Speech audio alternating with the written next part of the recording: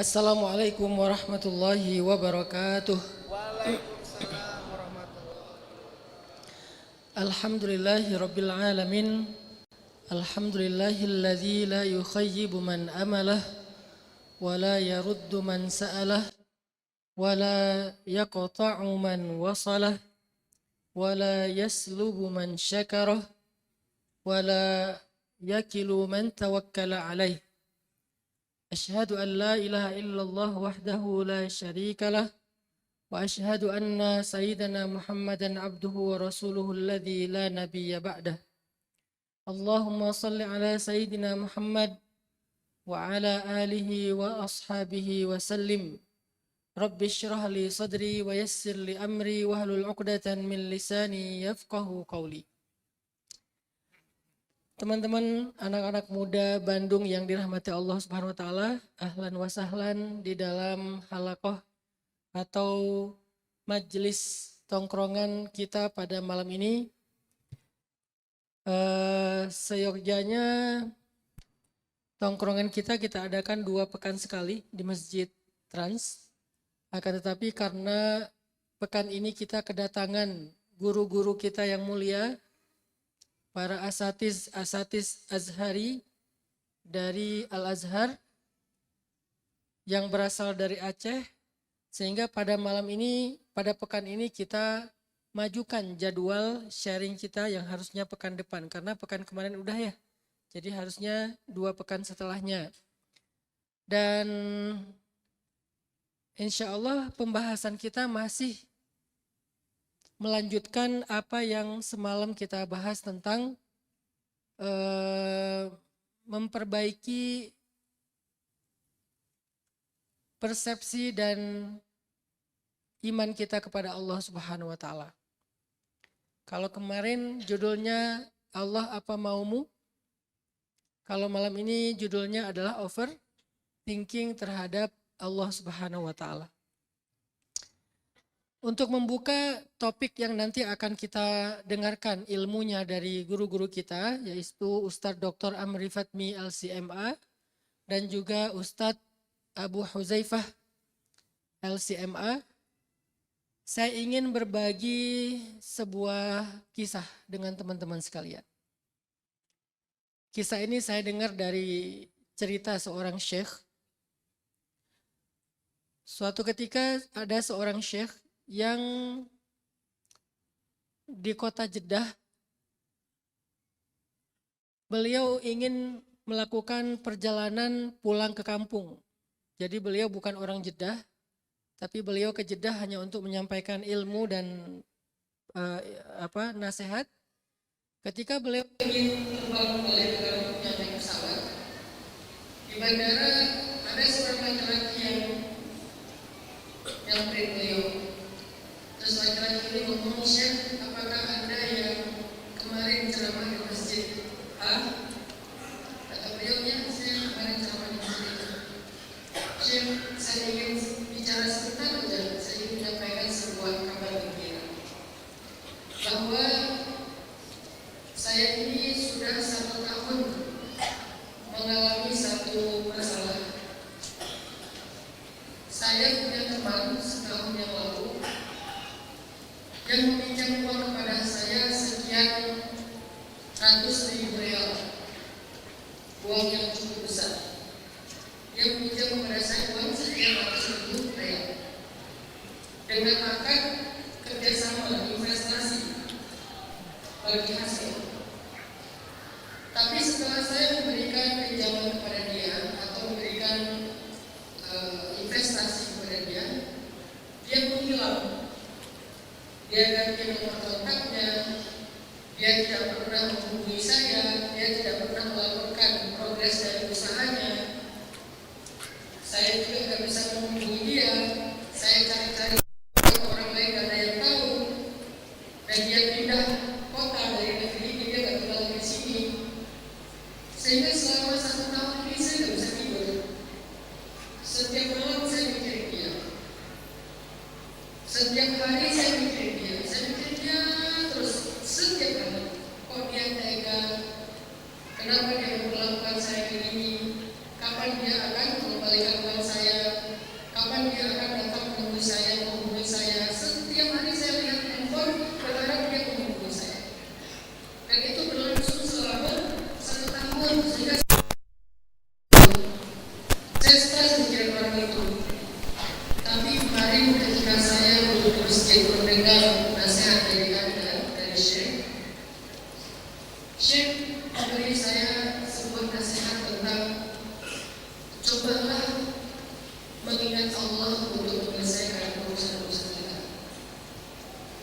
Karena kalau kita ingin menyelesaikan urusan kita dengan cara mengingat masalah, dengan cara mengingat makhluk, dengan cara mengingat orang yang membuat masalah, kita tidak mendapatkan apa-apa dari ingatan itu. Tapi coba diganti, mulai sekarang ingat Allah. Dan waktu itu saya merasa bahwa nasihat Syekh itu tepat sekali dengan apa yang sedang saya alami. Sehingga seketika saya beristighfar, astagfirullahaladzim, ya Allah maafkan saya. Setahun saya lupa kepadamu. Saya hanya fokus kepada masalah dan bukan masalah. Saya hanya fokus kepada makhluk. Saya hanya fokus tentang urusan saya, tapi saya lupa kepada Engkau yang menyelesaikan segala urusan. Sehingga seketika saya beristighfar, saya mulai mengingat Allah, mengingat kebesaran Allah, kebaikan Allah, Allah satu-satunya harapan, hasbi Allah, la haula wala quwwata illa billah dan seterusnya. Maka Syekh setelah pengajian itu, saya keluar dari masjid, di dalam mobil tiba-tiba handphone saya berbunyi. Saya tidak kenal nomornya karena tidak terdaftar. Saya angkat telepon itu, tiba-tiba seseorang berkata, "Ya Fulan, masih ingat saya? Siapa kamu? Saya adalah teman kamu yang setahun lalu kita punya urusan, punya kerjasama. Oh iya, kamu Fulan. Kemana aja? Maafkan saya hilaf. Saya tidak bertanggung jawab. Tetapi insya Allah mulai sekarang saya berjanji saya akan mengembalikan harta kamu, hak kamu. Mohon kirimkan nomor rekening. Saya akan cicil mulai hari ini juga." Kemudian orang ini mengirimkan nomor rekening. Dalam hitungan beberapa menit masuklah dana ke dalam rekening tersebut secara bertahap. Kemudian dia mengatakan, "Ya Allah, baru sebentar saya ingat Engkau, maka Engkau telah menentukan kepada saya jalan keluar dari masalah saya. Setahun saya mikirin makhluk, setahun saya mikirin masalah, setahun saya bertawaf di bumi mencari orang yang bisa saya minta tolong, saya tidak mendapatkan apa-apa dari usaha saya. Tapi baru saja saya berbaik sangka kepadamu, saya belum berbuat apapun selain berbaik sangka kepadamu. Engkau telah menunjukkan keajaiban dan jalan keluar dalam kehidupan manusia." Ini kisah nyata. Jadi teman-teman yang dirahmati Allah Subhanahu wa taala, apa ibrah? Apa pelajaran dari kisah-kisah ini? Salah satu di antara pelajaran dari kisah ini adalah ternyata kemudahan dalam hidup kita itu berawal dari husnuzan billah. Semua kemudahan dalam hidup kita itu berasal dari husnuzan kepada Allah, berbaik sangka kepada Allah. Dan semua kesulitan hidup kita itu juga berawal dari buruknya prasangka kita kepada Allah. Makanya kita sering mendengar hadis, "Ana indallah bi'abdihi." Aku tergantung prasangka hambaku kepadaku. Idza dzakarani wa ana ma'ahu idza dzakarani, dan aku bersama dia ketika dia tidak ada. Aku bersama dia ketika dia tidak ada. Langsung Allah bersamanya. Tapi apa yang membuat kita selama ini sering atau gak mampu untuk mengingat Allah, gak mampu melibatkan Allah dalam hati, gak mampu membawa Allah untuk menyelesaikan masalah kita, gak mampu berpikiran positif tentang Allah? Apa pengalamannya? Overthinking kepada Allah. Overthinking di sini agak identik dengan sujud kepada Allah. Terlalu banyak mikir hal-hal yang sebetulnya syubhat. Syubhat di sini hal-hal yang tidak jelas tentang Allah.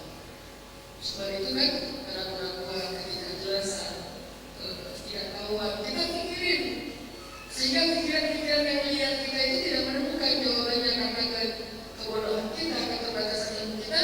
Akhirnya kita menjadi orang yang tidak lagi mengandalkan Allah. Maka penting sekali bagi kita untuk membuka keraguan-keraguan itu, kita syubhat itu dari pikiran kita dan belajar kepada para ulama. Kita ini syubhat-syubhat yang muncul dalam pikiran kita yang menghalangi kita dari husnuzan kepada Allah, dan selesaikan, clear, sehingga tidak muncul lagi hal-hal yang membuat kita akan jauh dari Allah Subhanahu wa taala. Maka malam ini kita akan mencoba untuk menemukan sebagian dari jawaban-jawaban itu yang membuat kita tuh galau tentang Allah, galau tentang manusia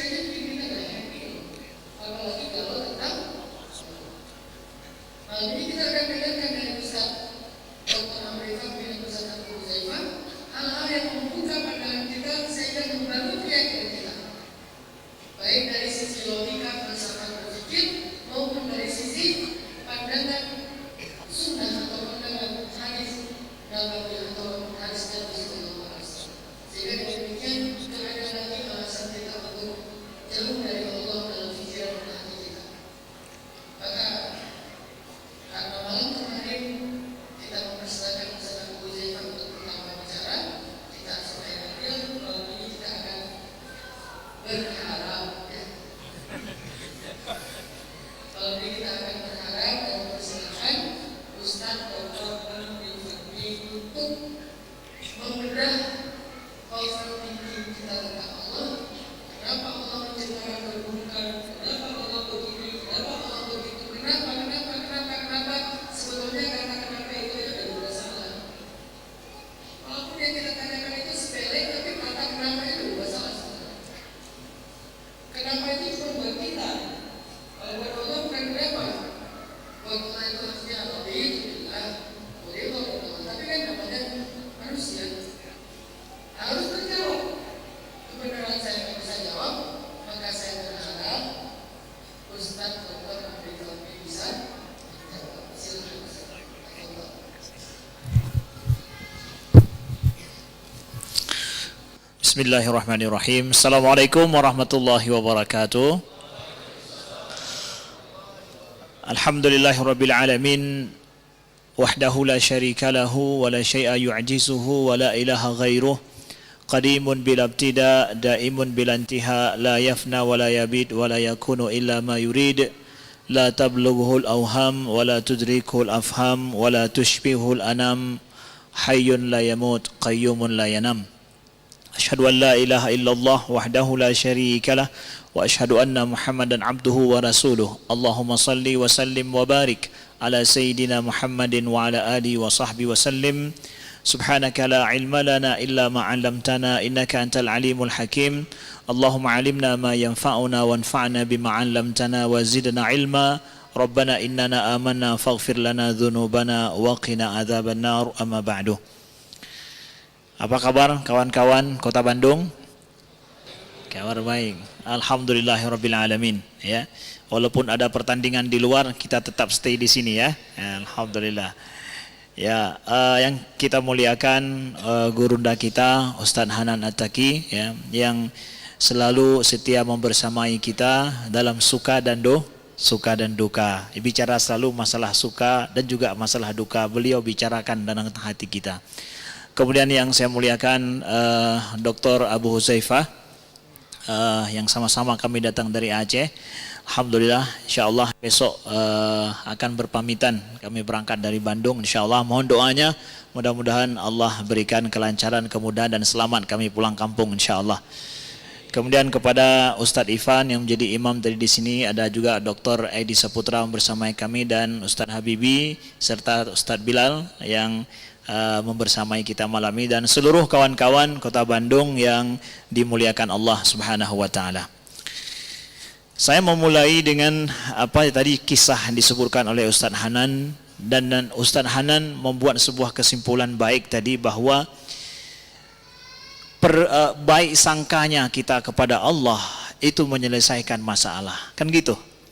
Jadi kapan cepat kita berbaik sangka kepada Allah, maka insya Allah secepat itu masalah kita bisa selesai. Tapi saya ingin membuat sebuah pertanyaan yang rumit dari sini. Bagaimana kalau seandainya baik sangka kita kepada Allah itu enggak menyelesaikan masalah? Mau kemana? Apa yang akan terjadi kepada dirimu? Kalau ternyata engkau berbaik sangka kepada Allah, masalahmu tidak selesai. Gimana? Ini pertanyaannya kita simpan dulu nih, ya. Kita simpan dulu. Nah. Saya ingin ceritakan juga sebuah kisah yang mungkin kawan-kawan semua tahu. Di Tunis tahun 2010 dulu, seorang pemuda bernama Muhammad Bouaziz adalah pedagang kaki lima. Digusur dagangannya oleh polisi. Dia orang miskin, hanya bergantung dengan dagangan dia yang kecil, modal yang sangat kecil itu. Dagangan pun pindah-pindah, itu pun gak ada yang beli gitu. Tiba-tiba datang polisi, diambil dagangannya karena dianggap berjualan bukan di tempat yang diperbolehkan. Setelah itu diambil, lalu kemudian dia berteriak, dan kemudian apa yang dia lakukan? Dia siram bensin ke tubuhnya, lalu kemudian dia membakar dirinya. Nauzubillah. Ini pemicu awal dari apa yang kita kenal, kemudian bergejolaklah Tunisia.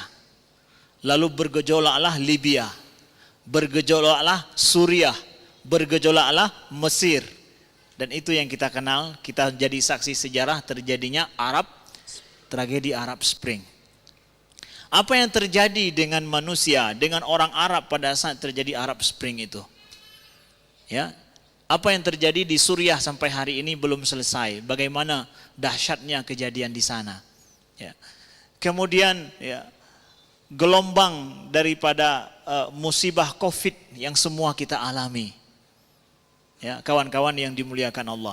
Bahkan dulu dalam sejarah bagaimana abad 20 terjadi perang dunia pertama, perang dunia kedua. Tragedi kemanusiaan yang sangat tragis sekali. Masalah ini banyak yang mengganggu akidah anak-anak muda ketika mereka melihat kejadian yang seperti ini. Kaum ateis yang nggak percaya kepada Tuhan menjadikan bukti bahwa inilah tanda menunjukkan Tuhan itu tidak ada. Kalau seandainya Tuhan maha baik, maha bijaksana, kenapa Tuhan membiarkan musibah kemanusiaan yang dahsyat ini terjadi? Nah, ini menjadi pertanyaan besar.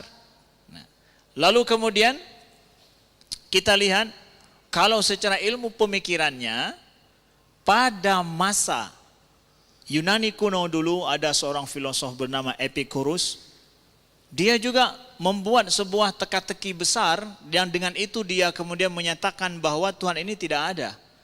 Adanya kejahatan, adanya keburukan di dalam kehidupan manusia yang terjadi menurut dia dan juga David Hume pada abad ke-18 seorang filosof Mesir, filosof daripada Inggris. Dia mengatakan bahwa adanya kejahatan ini menunjukkan bahwa Tuhan itu tidak ada. Adanya musibah bencana yang terjadi dalam tragedi kehidupan manusia, itu tidak ada Tuhan di sana menurut mereka. Sehingga Epicurus membuat sebuah kemungkinan, 3 kemungkinan menurut dia. Yang pertama adalah memang Tuhan sama sekali tidak ada, makanya kejahatan ataupun musibah ini terjadi. Kemudian adalah kemungkinan yang kedua, Tuhan itu ada, tapi Tuhan nggak mampu untuk mencegah itu terjadi. Ya. Dan yang ketiga dia bilang bahwa Tuhan itu ada, tapi Tuhan membiarkan itu semua terjadi. Menurut dia, ketiga-tiga ini menunjukkan Tuhan itu tidak berfungsi. Menurut Epicurus. Nah, jadi dalam ilmu pemikiran dan juga menjadi pemikiran sebahagian anak muda yang banyak membaca, banyak menelaah adanya musibah-musibah seperti ini, atau mungkin seperti disampaikan oleh Ustaz Hanan tadi, ada musibah terjadi pada diri dia sendiri, dia berbaik sangka kepada Allah, tapi dengan baik sangkanya dia justru tidak sanggup bertahan, nggak juga selesai urusannya, bahkan mungkin maaf cakap dia meninggal dalam kondisi musibah yang dia alami, walaupun dia telah berbaik sangka misalkan. Kita mempertanyakan kenapa ini bisa terjadi gitu. Nah, ini kawan-kawan penting untuk kita pahami konsep secara islaminya seperti apa masalah seperti ini. Maka mari kita lihat kawan-kawan yang dimuliakan Allah, kepada bahwa musibah kalau boleh kita klasifikasikan atau kejahatan dilakukan oleh manusia atau musibah bencana dalam hidup. Ada bencana yang merupakan tuh nggak ada hubungannya dengan manusia. Tapi itu terjadi tanpa ada kehendak manusia sama sekali. Contohnya apa? Ingat tragedi tsunami di Aceh? Ya? Bagaimana tsunami di Aceh? Nggak ada campur tangan manusia di sana. Gempa bumi yang terjadi, kemudian tanah longsor yang terjadi, ya, banjir yang terjadi, ya. Anggaplah banjir ini nggak ada hubungannya dengan bencana-bencana alam yang terjadi. Yang korbannya adalah manusia. Yang model seperti ini musibah ini tanpa ada campur tangan manusia.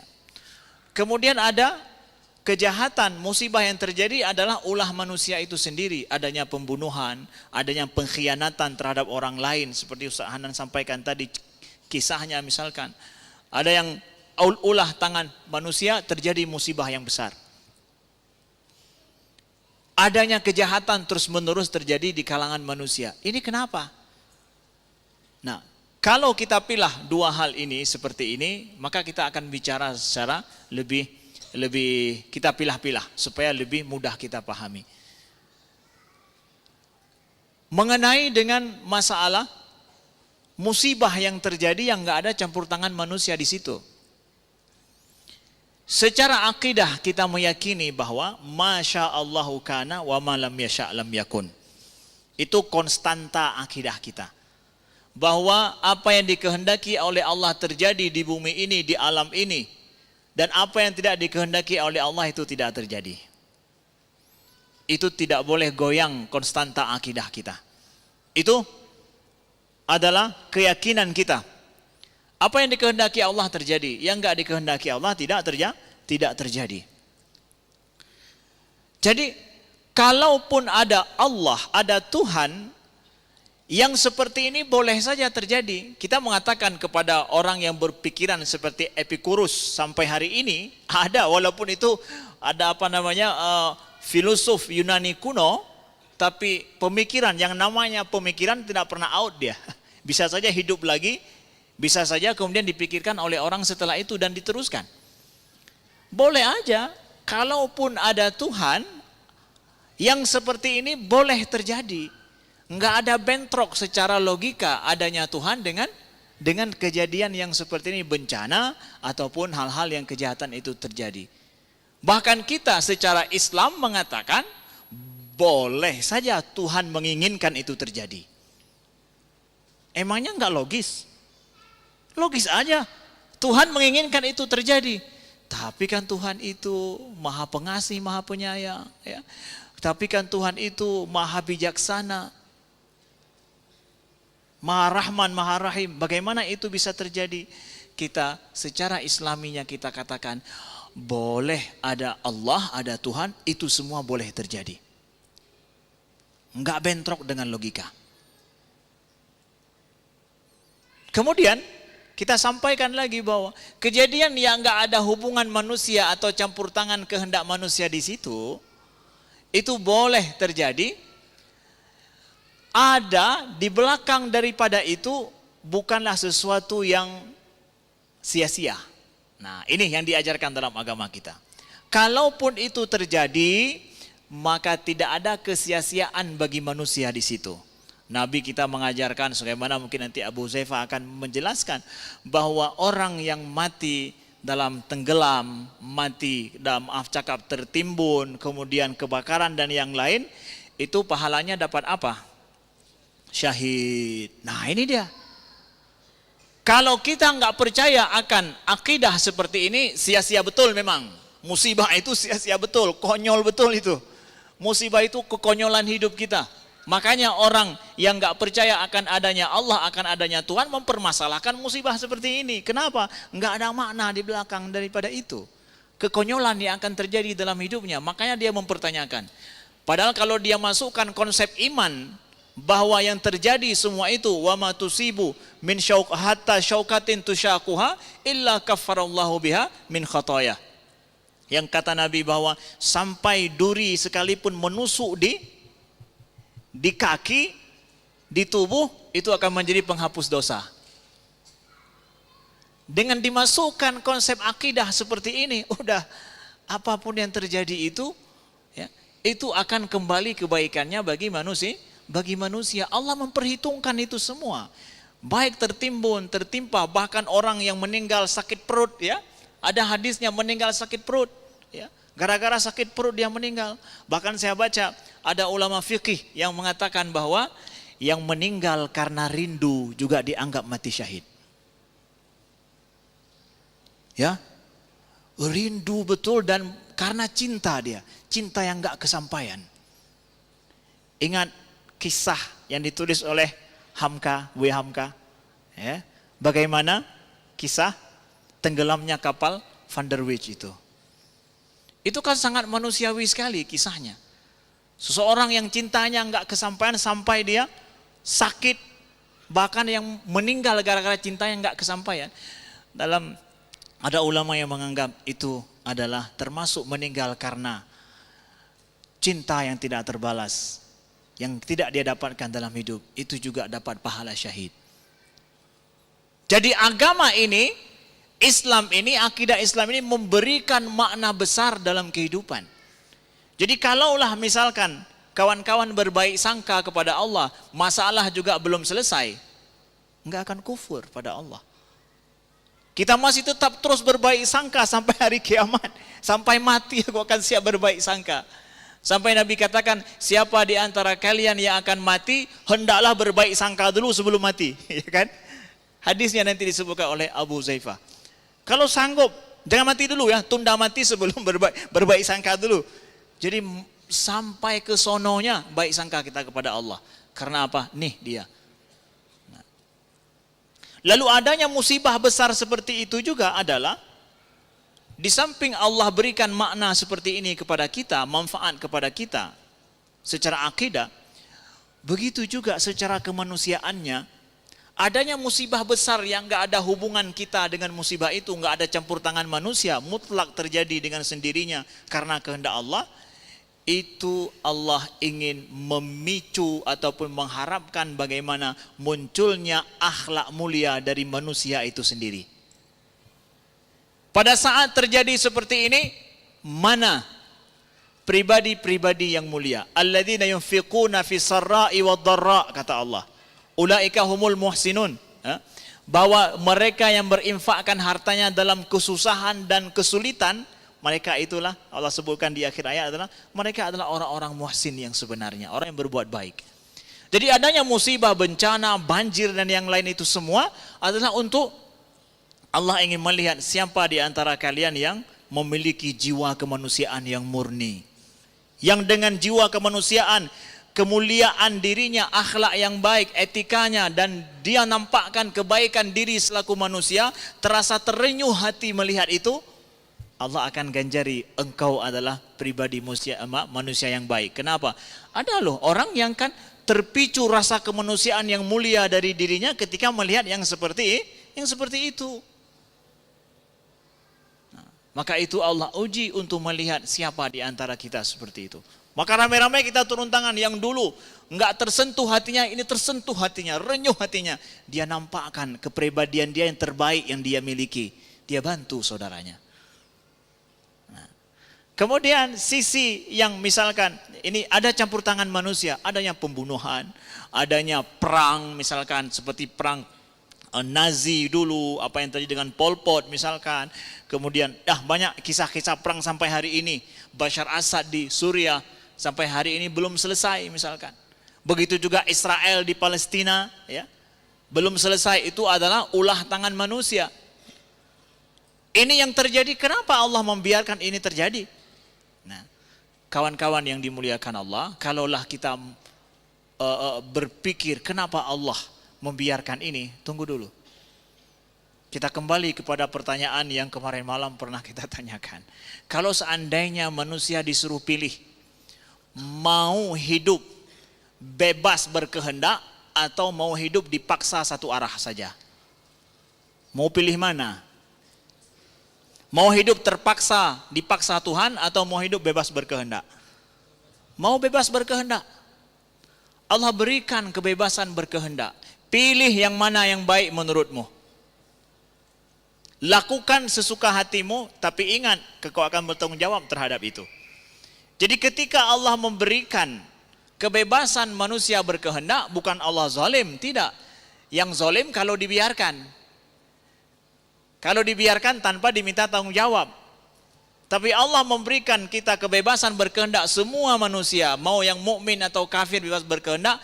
Tapi ingat, faman ya'mal mithqala dzarratin khairan yarah. Ingat ya, wa man ya'mal mithqala dzarratin syarran yarah. Adil itu Allah. Karena apa? Enggak dibiarin begitu aja. Akan ada pertanggungjawaban.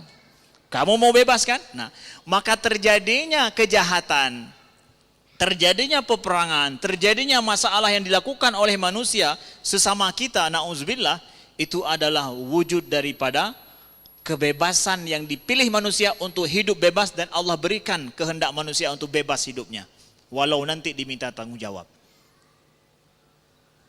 Maka jangan salahkan Tuhan. Maka orang ateis yang nggak percaya pada Tuhan ketika dia mengatakan bahwa kenapa Tuhan membiarkan, kenapa Tuhan, engkau mau lari dari tanggung jawabmu ya? Kita akan bertanya bahwa engkau yang menyalahkan Tuhan gara-gara perbuatan sesama manusiamu, engkau mau lari dari tanggung jawabmu ya? Ini orang-orang yang nggak mau tanggung jawab terhadap apa yang terjadi sama mereka gitu. Allah akan minta tanggung jawab itu. Wujud daripada kebebasan kita. Maka pakailah kebebasan ini dengan cara yang benar untuk mendamaikan, menenteramkan, menyebarkan kebaikan kepada manusia sebanyak-banyaknya. Ini yang diajarkan oleh agama. Ini yang diajarkan oleh Islam. Kawan-kawan yang dimuliakan Allah. Ya. Mungkin sudah sampai 20 menit lebih. Ya. Senanan ya. Ya, terima kasih. Ya, insyaallah kita akan dengarkan paparan dari Ustadz Abu Huzaifah. Ini prolog dari saya. Ya, kalau tidak ada pertanyaan lebih baik nanti.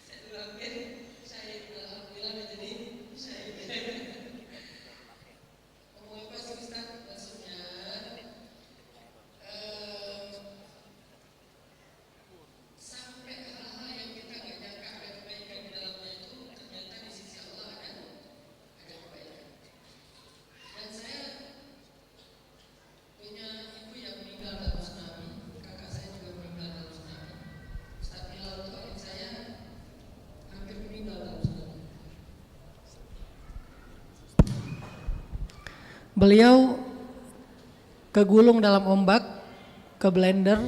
Beliau cerita gimana mengerikannya tergulung dalam ombak tsunami. Kepala beliau luka besar sampai dijahit berapa kali. Punggung beliau lebih besar lagi lukanya sampai dijahit berapa kali, dan itu pengobatannya lebih dari 1 tahun. Ketika beliau sendawa, ketika beliau sendawa itu kerasa lumpur tsunaminya itu kerasa, aroma lumpur tsunaminya itu kerasa, kata Ustadz Bilal.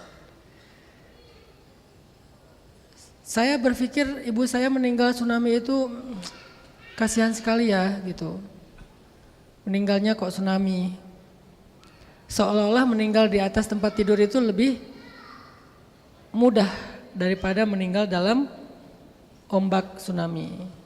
Tapi malam ini saya mendengar sebuah kalimat yang luar biasa dari Ustadz Amri Fatmi yang pastinya terinspirasi dari hadis Nabi. Orang yang meninggal karena tenggelam itu adalah orang yang mendapatkan pahala syahid. Sehingga itu menjadi sebuah ketenangan dalam hati saya, ternyata ibu saya dikasih hadiah oleh Allah. Kakak saya yang saya tuh ngerasa hidupnya tuh gak pernah nikmat loh. Karena saya punya satu kakak, dia itu adalah seperti ibu bagi kami. Dia tuh kakak yang menghabiskan seluruh usianya sampai akhir hayatnya hanya untuk memudahkan urusan adik-adiknya. Dia sekolahnya gak benar gara-gara kami, dia gak punya waktu untuk dirinya gara-gara kami, dia repot setiap hari gara-gara kami. Saya sampai berpikir apa nikmat hidup kakak saya itu? Kayak gak ada nikmatnya hidup dia. Kalau dari angle saya, seluruh hidup dia itu adalah pengorbanan untuk kami adik-adiknya. Diandalkan banget sama ibu saya. Ternyata karena pengorbanan itu Allah memberi dia hadiah pahala syahid. Jadi kakak saya dapat pahala syahid, ibu saya dapat pahala syahid insya Allah. Saya punya adik satu lagi, kakaknya Bilal, nggak kegulung, dia udah lari duluan. Kenapa dia lari nggak nolongin ibu? Kalau Bilal lari duluan juga, tapi pas ngeliat ibu tahan karena masih sakit nggak bisa lari, dia balik. Tapi nggak usah di slow motion ya. Dia balik nolongin ibu. Kalau adik saya satu lagi kenapa nggak balik? Pas ditanya sama Bilal, bang kenapa abang nggak nolongin ibu, nggak nolongin emak? Aku hari itu nggak sholat subuh. Dia hari itu nggak sholat subuh. Kalau aku mati masuk neraka aku, karena aku nggak sholat subuh. Sholat subuh menyelamatkan dia dari tsunami. Nggak sholat subuh menyelamatkan dia dari ingat sholat subuh menyelamatkan dia dari tsunami. Baru ingat ya, itu lebih bagus lagi tuh ungkapannya. Ingat sholat subuh yang tertinggal menyelamatkan dia dari tsunami. Gimana kalau dia sholat subuh? Luar biasa ya. Ada satu ungkapan yang disampaikan oleh Syekh Ratib Nabulsi, seorang ulama ahli wa'az yang suka memberi nasihat yang lembut banget. Dan saya suka mendengar nasihat beliau, berbahasa Arab, tenang ada subtitlenya. Beliau bilang gini, Innallaha idza ahabba 'abdan ibtalah wa idza sabara adhashahu bil 'ata. Allah itu kalau suka sama hamba malah dikasih ujian. Unik ya. Kita kalau suka sama orang kasih hadiah. Kalau kita suka sama orang kita kasih kemudahan. Kita bantu dia. Allah kalau suka sama hamba, ibtalah, Allah malah nguji dia.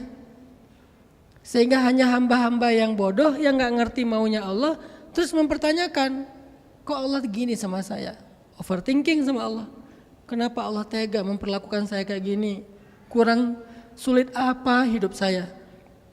Masih aja diginiin sama Allah. Kayaknya Allah tuh sasarannya saya terus.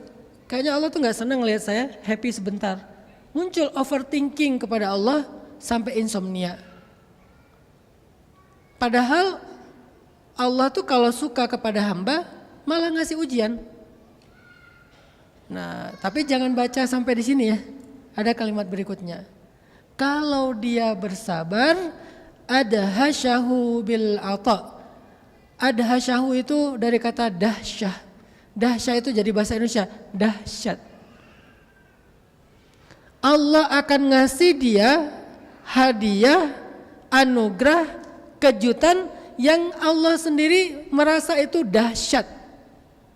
Bukan kita yang merasa dahsyat. Allah aja ngerasa itu dahsyat. Artinya di sisi Allah itu sesuatu yang sangat dahsyat.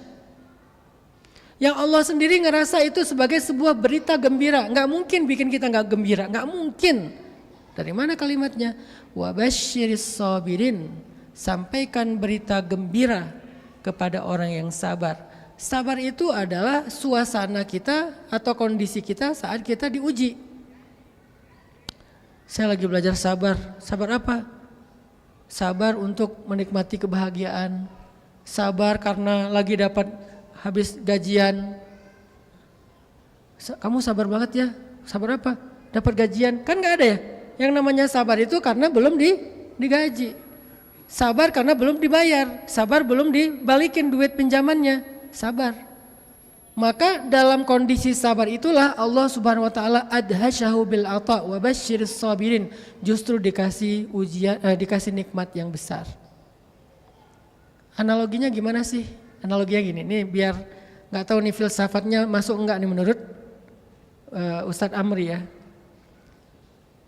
Ada anak pakai handphone, harga handphonenya 3 juta. Kameranya ya gitu deh. Dia pakai kamera depan, aduh kok wajah saya gelap ya. Dia ganti kamera depan, kok makin gelap ya. Nggak pakai kamera, oh lebih gelap aslinya. Ternyata yang salah bukan kamera, tapi wajahnya. Kameranya biasa aja, RAM-nya kecil, kemudian prosesornya kecil, kapasitas storage-nya kecil. Ngedownload apa-apa full. Baru foto sekali nggak bisa lagi karena udah full. Tapi dia pakai terus buat nelpon, buat kerja, buat sekolah, handphone itu ya. Dan dia merasa, alhamdulillah saya dikasih handphone sama ayah saya nih, harganya 3 juta. Tiba-tiba sama ayahnya bilang, balikin handphonenya. Sini. Ayahnya nggak ngomong apa-apa, pokoknya sini handphone kamu balikin. Terus dia karena ini pemberian ayahnya, nih Pak, diambil handphonenya sama ayahnya. Setelah diambil, dia lihat anaknya diam aja. Terus dia balik ke kamar. Terus besoknya dia aktivitas. Pulang dari sekolah hari kedua, dia masuk kamar, dia lihat ada 1 bungkus kado untuk AA dari papa. Pas dibuka, isinya handphone yang kameranya 3, yang harganya di atas 25 juta, yang isinya 1 tera, yang pokoknya lengkap banget. Akhirnya dia langsung lari nyari ayahnya, papa gitu ya. Itu mah cewek ya. Kalau kita mah, kalau cowok mah diam-diam aja ya. Tapi terharu. Sehingga dia merasa, terima kasih ya udah mengambil handphone saya dan diganti dengan yang lebih baik. Itulah yang Allah lakukan kepada kita. Gak pernah Allah mengambil sesuatu terus gak dibalikin yang lebih baik kalau kita sabar. Itu gak pernah. Cuman masalah timing aja. Ada yang sehari, ada yang seminggu, ada yang sebulan, ada yang setahun. Tapi kenapa harus lama-lama Ustadz? Bentar, jawabannya juga ada nih. Makin lama dibalikin, makin spesial yang mau dikasih. Makin lama ditunda, makin lama ditangguhkan, makin lama kita menunggu, makin spesial yang mau dikasih. Ya Allah, saya kehilangan sesuatu kemarin. Semoga dikasih ganti yang lebih baik hari ini. Kemarin ya. Ya Allah, saya kehilangan sesuatu bulan lalu. Semoga diganti yang lebih baik hari ini. Ya Allah, saya kehilangan sesuatu tahun lalu. Belum diganti sampai sekarang. Ya Allah, saya kehilangan sesuatu 10 tahun yang lalu. Sampai sekarang belum diganti. Semakin lama itu berarti semakin spesial. Tenang. La tahzan. Jangan suudzon dulu sama Allah. Ketika kita butuh, nanti Allah ganti yang luar biasa yang gak pernah terbayangkan oleh kita. Pasti diganti. Jadi kalau sekarang misalnya kita belum mendapatkan gantinya, jangan langsung disimpulkan enggak diganti. Kata Ustadz Hanan diganti, saya udah nunggu sebulan gak diganti. Makin lama makin spesial, terus aja. Sampai ketika mereka bertanya, mata nasrullah, ala inna nasrullahi qarib. Ada, udah dekat. Kenapa kok udah dekat? Bukannya udah lama banget saya nunggu. Makin lama berarti makin dekat. Kan itu seperti sebuah perjalanan. Makin jauh kita berjalan, makin dekat kita ke arah tujuan. Bukan makin jauh berjalan berarti makin gak mungkin. Dari mana sih logika itu? Kita mau ke Jakarta. Atau lebih jauh lagi deh, kita mau ke Surabaya. Perjalanan tol ke Surabaya itu berapa jam? Gak pernah Ustadz. Oke, saya aja deh karena saya pernah bolak-balik. Kalau ke Surabaya naik tol, tergantung kalau sama Kak Buni cepet ya Kak Buni. Naik tol dari Bandung ke Surabaya itu kurang lebih sekitar 8 jam. Atau sebutlah 10 jam kalau santai ya. 10 jam misalnya. Kok saya udah jalan 8 jam gak sampai-sampai. Ini Surabaya sebenarnya ada gak sih? Ini Surabaya ini ada gak sih? Jangan-jangan Surabaya itu adalah sebuah kota. Apa misalnya ya? Yang di atas awan itu? Apa? Kota yang di atas awan yang muncul kota hantu gitu. Surabaya ini ada gak sih? Ya udah deh, lanjutin aja. Udah 9 jam. Surabaya ada nggak sih? Udah 9 jam setengah. Surabaya ada nggak sih? Kayaknya nggak ada deh. Ya udah deh, saya balik arah lagi. Padahal dia udah mau sampai gerbang Surabaya loh, 9 jam setengah. Begitu 10 jam, selamat datang di kota Surabaya. Karena 9 jam setengah dia putus asa, balik lagi ke belakang, jauh. Terus dia bilang memang nggak ada Surabaya. Saya udah jalan 19 jam, saya nggak ketemu apa-apa. 19 jam itu bukan jalan ke depan, jalan gak sampai balik. Itulah hidup kita. Karena makin lama kita berjalan, artinya semakin dekat dengan tujuan. Makin lama kita menunggu, makin dekat dengan kejutan. La tayasu, jangan berputus asa. Entah benar entah enggak, nanti kita serahin ke Ustadz Abu Huzaifah. Kalau salah nanti beliau akan membenarkan. Ini enaknya ceramah di depan ulama tuh, kalau salah nanti oh enggak gitu Ustadz Hanan. Ya udah silakan, nanti kita dengar yang lebih benar lagi dari guru kita Ustadz Abu Huzaifah. Silakan Ustadz, tafadhol.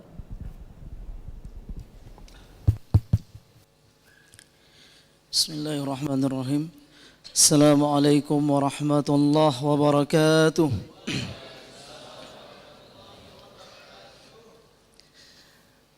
Alhamdulillahi rabbil alamin, hamdan nastabqi bihi ni'matahu alaina wa nastadfi'u bihi niqmatahu minna wa nusalli wa nusallimu ala safwati khalqillah salatan wa salaman yantadhimu fi silkihim asy-syarif aluhul abrar wa sahbuhul akhyar wa ba'du. طيبتم وطاب ممشاكم وسعيكم وتبوأتم من الجنة منزلا سبحانك لا علم لنا إلا ما علمتنا إنك أنت العليم الحكيم. Ustadz Hanan At-Taqi, guru kita, murabbi kita yang sangat kita muliakan, mudah-mudahan tetap diberikan taufik dan hidayah oleh Allah Subhanahu wa taala. Atalallahu baqa'aka ya Ustadz Hanan, semoga Allah memanjangkan umur Ustadz. Wa nafa'allahu bikal ibada wal bilad, dan semoga Allah memberikan kebermanfaatan kepada negeri dan kita semua dengan hadirnya Ustadz.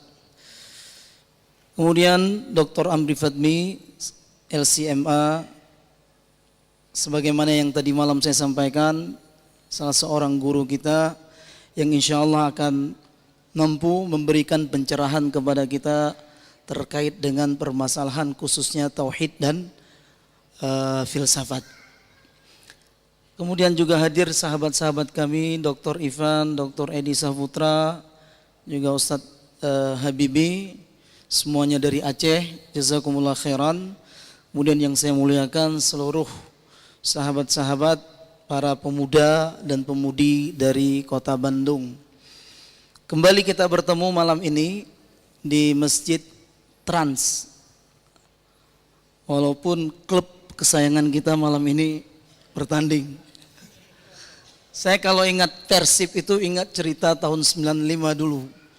Jadi kita sejak pertama sekali Liga Indonesia, ketika itu namanya Liga Danhill, bergulir, terus kita ikuti, walaupun klub kesayangan kita Persiraja. Sampai akhir, setiap pulang sekolah saya selalu membaca koran, hingga akhirnya di penghujung final bertemu Persib sama Petrokimia Putra ketika itu. Robi Darwis melawan Widodo Cahyono Putra. Dan Persib keluar sebagai juara Liga Indonesia pertama. Terima kasih kepada para supporter Persib. Yang saya nggak ingat ketika itu sudah ada atau belum, tapi saya masih ingat cerita finalnya. Terima kasih untuk kesetiaannya, tetap hadir di sini. Memang setia itu berat, ya kan? Setia itu berat, tapi kita hidup di dunia ini harus memilih, Mudah-mudahan yang berhadir ke Masjid Trans ini semuanya dalam naungan Allah Subhanahu wa taala, rahmat Allah Subhanahu wa taala, hingga kita berpisah dengan alam dunia yang sangat fana ini. Baik, judul kita malam ini juga tidak kalah beratnya dari malam kemarin, overthinking kepada Allah. 20 menit ya, 20 menit. 20 menit, baik. Sedikit persepsi dari saya atau pandangan saya secara pribadi, overthinking itu dalam pandangan saya tidak masalah. Tidak masalah. Karena memang kita sebagai manusia diberikan akal pikiran, ya kan? Akal pikiran. Bahkan Imam Al-Bukhari, saya pernah membaca, bahkan Imam Al-Bukhari, Muhammad bin Ismail Al-Bukhari, wafat 2256 Hijriah, membuat sebuah bab, menuliskan sebuah bab subtopik di dalam Sahih Al-Bukhari, yufakkirur rajulu bisyai'i fis salati. Jadi seseorang berpikir di dalam salat. Seseorang berpikir di dalam salat. Kemudian para ulama mengomentari, ya, para pensyarah yang menjelaskan Sahih Bukhari mengomentari, at-tafakkuru amrun ghalibun la yumkinul ihtirazu bihi fis salati wala fi ghairiha. Jadi berpikir itu satu hal yang sulit kita hindari, baik di dalam salat ataupun di luar salat. Kenapa? Lima ja'ala lisyaitani 'alal insani minas sabil. Karena memang Allah sudah menjadikan, ini jawaban tadi malam. Karena memang Allah sudah menjadikan setan itu, ya kan, memiliki hak untuk menguasai manusia. Jadi terus kita ini berpikir termasuk di dalam salat. Bahkan Sayyiduna Umar radhiyallahu anhu, beliau sendiri yang mengatakan, saya memikirkan urusan perang di dalam salat. Saya memikirkan urusan pembagian harta rampasan perang Hunain di dalam salat. Jadi berpikir itu sulit untuk kita hindari. Ini yang harus kita fahami, termasuk overthinking terhadap Allah. Jadi yang tadi disampaikan oleh Dr. Amri dengan logika filsafat, bahkan dari para pakar filsafat Yunani kata beliau tadi, saya rasa itu juga tidak salah. Sebuah alur berpikir yang benar. Sebuah alur berpikir yang benar. Karena memang ada pikiran positif, ada pikiran negatif. Nah, pikiran kita misalnya sebagai muslim, Allah Al-Bar, ya kan? Allah Maha Baik. Di antara 99 nama Allah, Allah Al-Bar. Dalam firman-Nya, inna kunna min qablu nad'uhu innahu huwal barrur rahim. Ya kan? Dulu kami menyembahnya, dialah zat yang maha baik dan maha mengasihi. Allah zat yang maha baik. Tapi kenapa Allah menciptakan masalah? Menciptakan kejahatan, katakanlah. Menghadirkan keburukan. Jika Allah maha baik, itu tentu sebuah alur berpikir yang wajar. Yang wajar. Tidak salah. Namun di sini yang ingin kita pertegas, khususnya seperti majelis ilmu malam ini, ingat menuntut ilmu itu penting. Menuntut ilmu itu penting. Khususnya lagi yang berhubungan dengan masalah tauhid. Khususnya lagi yang berhubungan dengan masalah akidah. Karena satu-satunya yang akan menyelamatkan kita di dunia ini dan nanti di akhirat adalah jika akidah kita benar. Ini yang harus kita pahami. Berpikir pasti, bahkan selalu, wallahu khalaqakum wa ma ta'malun. Allah yang menciptakan kalian dan Allah yang menciptakan perbuatan kalian. Berpikir itu sebuah pekerjaan. Berpikir itu sebuah perbuatan. Dalam rukun salat 13, niat itu masuk ke dalam rukun fi'li. Ya kan? Rukun perbuatan.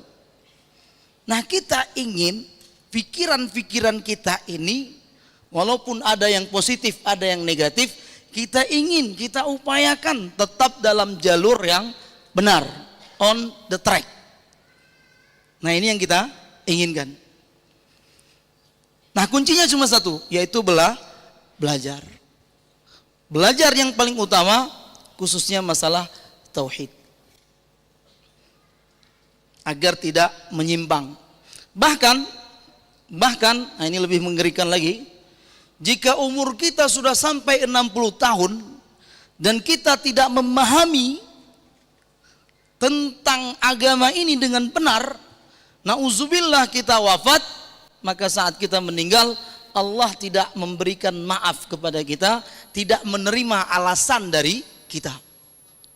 Ini kan mengerikan. Jadi belajar ini penting. A'dzarallahu bilamri'in akhara ajalahu ila sittina sanah. Allah mencabut alasan, nggak akan menerima lagi alasan dari kita. Jika kita tidak memahami Islam, kemudian kita wafat dalam keadaan tidak memahami Islam. Jika umur seorang manusia itu tersebut telah mencapai 60 tahun. Ini hadis sahih, riwayat Imam Al-Bukhari. Nah, sahabat-sahabat yang saya muliakan, jadi kenapa Allah yang maha baik kemudian menciptakan masalah? Tadi yang Ustadz Hanan ceritakan di awal pertemuan, itu sebenarnya sebuah masalah. Bahkan semuanya yang enggak enak itu masalah. Semuanya yang tidak kita sukai itu masalah. Itu buruk di mata kita. Nah, sekarang pertanyaannya, kenapa masalah itu ada? Jadi saya mungkin sedikit menambahkan dari bacaan-bacaan yang kita baca. Yang pertama, ini kata para ulama, agar kita semakin mengenal kebaikan. Agar kita semakin mengenal kebaikan. Kenapa? Karena di dunia ini, bahkan ini pernah saya dengarkan juga dari guru saya di Mesir, bahkan di dunia ini semuanya diciptakan oleh Allah berpasang-pasangan. Yang satu itu, yang ahad itu hanya Allah. Qul huwallahu ahad. Hanya Allah yang ahad. Yang lain itu berpasang-pasangan. Nah, di saat Allah maha baik menciptakan kebaikan, pasti ada keburukan. Di saat ada kebaikan, ada keburukan. Jadi kita semakin mengenal yang namanya kebaikan ketika ada keburukan, ketika ada masalah yang tidak kita sukai. Kemudian agar kita, kata para ulama, kenapa Allah menciptakan masalah? Satu hal yang tidak kita sukai, satu hal yang membuat hati kita ini selalu dalam kesusahan.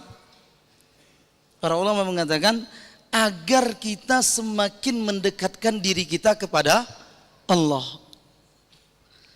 Nah, ini saya pikirkan mungkin dari filosofi zikir yang diajarkan oleh Nabi. Jadi Nabi kan banyak mengajarkan, misalnya apa? A'udzu bikalimatillahi tammah min syarri ma khalaq, ya kan? Apalagi bismillahilladzi la yadurru ma'asmihi syai'un fil ardi wala fis sama wa huwas samiul alim, ya kan? Nah, itu kan zikir-zikir yang kita ucapkan, yang kita baca di pagi dan petang agar kita terjauhkan dari keburukan, dari masalah, dari kejahatan. Jadi semakin dekat kita dengan Allah Subhanahu wa ta'ala. Kemudian juga dikatakan agar kita bertaubat, Di saat kita ditimpakan masalah, maka kita akan bertaubat. Innallaha yuhibbut tawwabina wa yuhibbul mutatahhirin. Salah satu yang disukai Allah, orang-orang yang suka bertaubat. Nah, ini mungkin 3 jawaban dari para ulama. Allah Al-Bar, Allah maha baik, tapi Allah menciptakan masalah dengan hikmah-hikmah yang tadi sudah kita dengar bersama. Memang sedih, memang sakit, memang gak enak saat kita ditimpa oleh masalah. Padahal di belakang masalah tersebut mungkin sebuah pahala yang sangat besar. Wala nabluwannakum bisyai'in minal khawfi wal ju'i wa naqsim minal amwali wal anfusi wath thamarat. Wala nabluwannakum bisyai'in minal khawf. Ketakutan itu kan gak enak, masalah itu. Ya kan? Masalah. Bahkan dikatakan dalam hadis, Man asbaha minkum mu'afan fi badanihi indahu qutu yaumihi aminan fi sirbihi faka'annama hizat lahu dunya bihadzafiriha. Barang siapa saat dia bangun pagi, badannya sehat, ada makanan yang dia makan, aman, dia merasakan rasa aman, maka dia telah memiliki dunia. Artinya kalau seseorang dalam ketakutan berarti dalam masalah. Tapi Allah memberikan itu sebagai ujian bagi kita. Gak enak ditimpa masalah. Selalu kita merasa sedih dengan masalah. Tapi itu adalah bala. Apa itu bala? Ujian. Tadi Ustadz Hanan sudah menyebutkan dari kata para ulama ya, Syekh Nabulsi, Ratib Nabulsi. Dan saya pernah membaca itu hadis. Innallaha idza ahabba abdan ibtalah.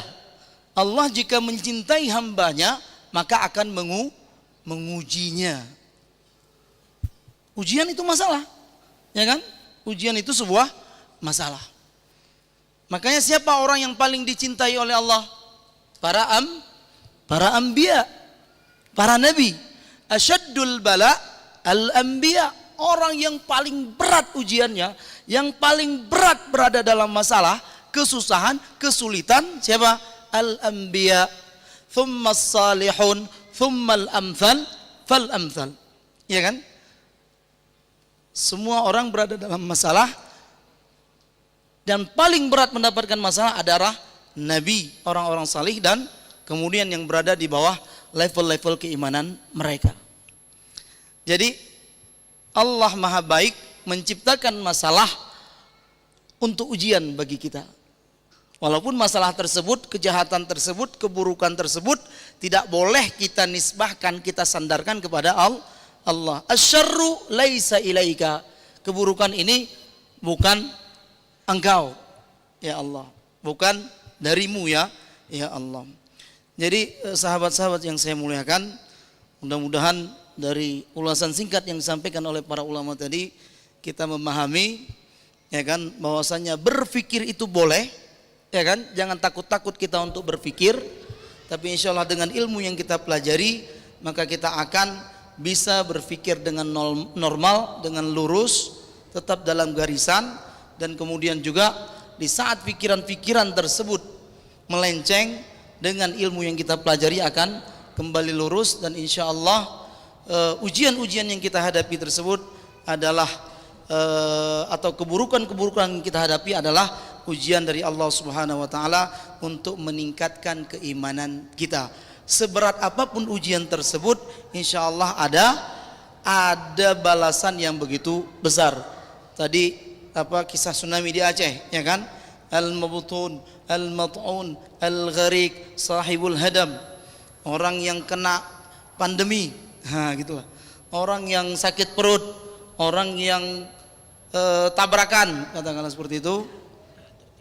Orang yang tertimpa, ya salah satunya mungkin tabrakan itu juga timpaan juga. Pernah kita dengar dari para ulama, seseorang yang tertabrak, ya kan, ditabrak kendaraan, meninggal, syahid, gitu. Karena itu juga sebuah timpaan, ya kan. Dan begitu banyak hadis-hadis yang lain. Bahkan para ulama mengatakan bukan cuma 5 atau 7 level pahala syuhada tersebut, bahkan sampai puluhan.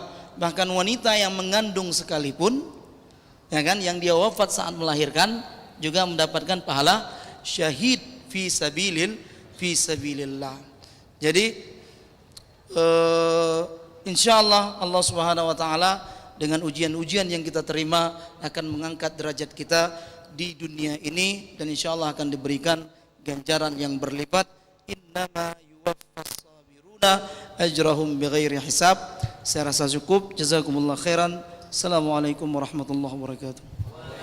Waalaikumsalam warahmatullahi wabarakatuh. Teman-teman, alhamdulillah dapat lagi insight yang luar biasa dari Ustadz Abu Huzaifah.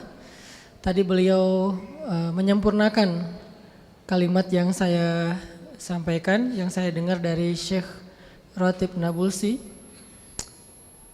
Allah kalau suka sama hamba, maka Allah akan mengujinya.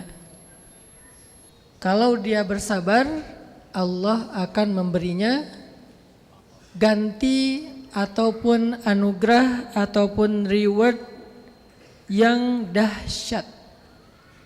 Allah akan memberinya reward yang dahsyat, hadiah yang dahsyat.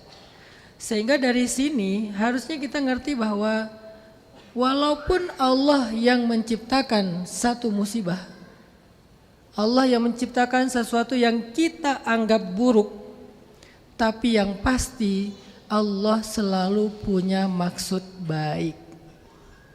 Yang pasti Allah selalu punya maksud baik. Gak mungkin gak punya maksud baik. Salah satu di antara cara pandang itu dilengkapkan oleh hadis bahwa orang yang tertimpa dapat kebaikan syahid, orang yang sakit perut dapat kebaikan syahid, orang yang kena wabah dapat kebaikan syahid. Sehingga dengan semua keyakinan kita bahwa Allah pasti punya maksud baik itu, baik sudah kita temukan atau kita belum mengerti, kita jadi ridha dengan ketentuan Allah. Gak muncul suudzon kepada Allah. Kita ngerti atau kita gak ngerti, yang pasti kita yakin Allah pasti punya maksud baik. Karena butuh waktu untuk ngerti. Butuh waktu untuk ridha bahwa suami saya meninggal karena pandemi, istri saya meninggal karena pandemi, anak saya meninggal karena pandemi, orang tua saya meninggal kemarin karena pandemi. Tapi begitu kita tahu apa maksud Allah itu baik. Apa? Pengen ngasih hadiah syahid untuk dia. Kecuali menurut kita syahid itu gak penting. Kecuali kita memandang bahwa nikmat itu hanyalah di dunia. Kalau gak dikasih di dunia berarti gak dapat. Ini berarti masalah iman kepada rukun yang ke-5. Percaya kepada hari akhir. Kita percaya gak sih bahwa Allah itu menyediakan fala ta'lamu nafsun ma ukhfiya lahum min qurrati a'yunin. Allah menyediakan sesuatu yang sangat qurrata a'yun, itu artinya enggak ada orang yang lihat itu biasa aja. Ngelihat surga, apaan tuh? Kata malaikat, surga. Oh. Enggak ada yang kayak gitu. Yang namanya qurrata a'yun, kalau ngelihat itu tuh gitu qurrata ayun. Dan gak perlu berpura-pura. Apaan tuh? Surga. Oh, emang bagus? Biasa aja sih, cuman gak enak aja sama malaikat. Gak ada. Itu gak ada tuh. Pasti yang namanya ngelihat surga, itu tuh qurrata ayun itu semangat, senang, bahagia, happy, bergairah. Sehingga kalau misalnya kita yakin bahwa Allah mengasih anugerah itu bukan cuma di dunia. Jadi seolah-olah kalau gak dikasih di dunia gak dapat apa-apa. Ternyata saya di prank sama Allah. Katanya kalau dikasih musibah, dikasih ujian, nanti akan dikasih gantinya. Terus saya tunggu. Terus kata Ustaz Hanan, makin lama nunggu gantinya makin bagus. Saya nunggu setahun, 10 tahun, 20 tahun. Nggak diganti-ganti. Tetap aja saya masih sendiri sampai akhir hayat, meninggal dalam keadaan jomblo. Mana katanya mau diganti, kemarin saya diputusin, harusnya diganti yang lebih baik dong. Saya patah hati, harusnya diganti dengan yang lebih menyenangkan. Kok nggak ada sampai saya meninggal? Nih, perhatikan hadis dari Abi Hurairah riwayat Imam Muslim.